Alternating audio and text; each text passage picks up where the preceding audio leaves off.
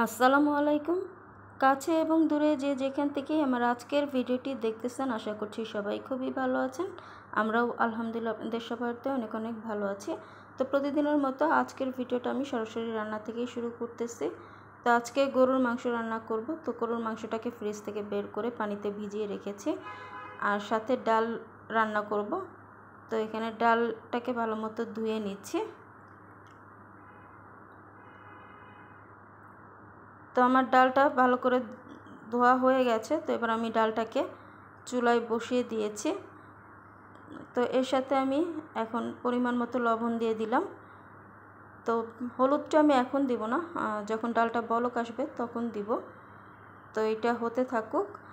আর এইদিকে যে এখন মাংসটা বসিয়ে দিব। তো আজকে আম্মুর হাতের গরুর মাংসর রেসিপিটা আপনাদের সাথে শেয়ার করব। তো এখানে গরুর মাংসটাকে ভালো করে ধুয়ে নিয়েছে।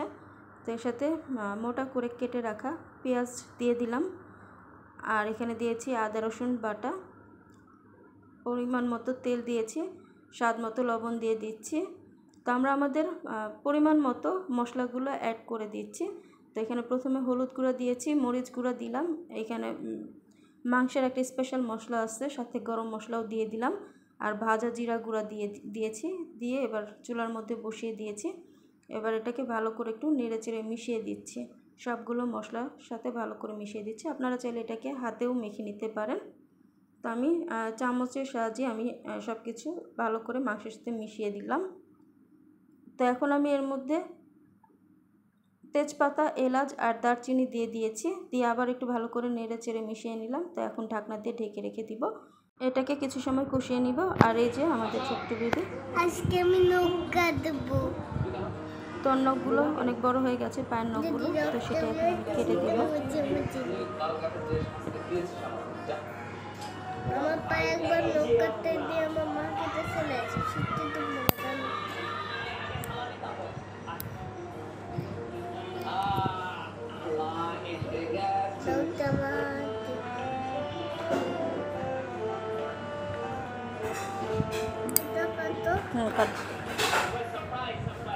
এক টাকা শেষ হলো, 8 টাকা তো ঠিক আছে।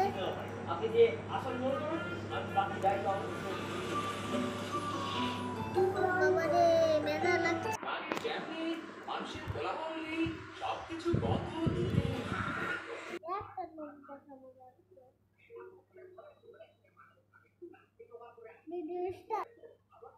ছেলে ছেলেদেরকে আমার নখ আর একটাই নখ দেখাচ্ছে, এই যে আমার পায়ের নখ।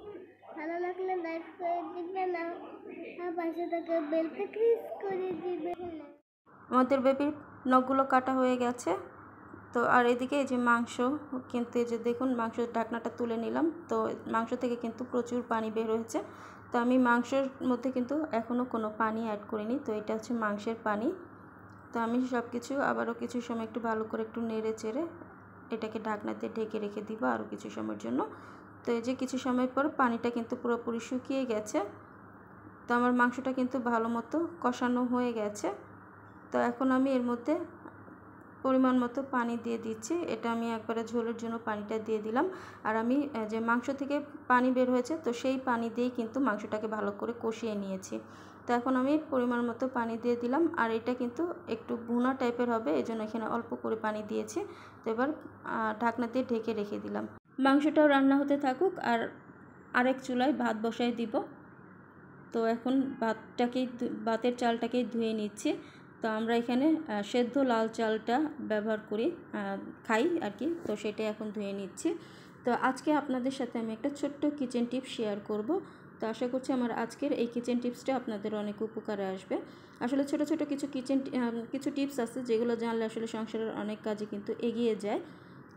তো এই জন্য আসলে কিচেন টিপসগুলো মাঝে মধ্যে একটু একটু করে আপনাদের সাথে শেয়ার করি। আশা করছি আপনাদের উপকারে আসবে। তো এই যে চালটাকে ভালো মতো আমি ধুয়ে নিলাম। তো এই চাল ধোয়া পানিটা কিন্তু আমি ফেলে দিব না, আমি একটা বাটির মধ্যে তুলে নিলাম।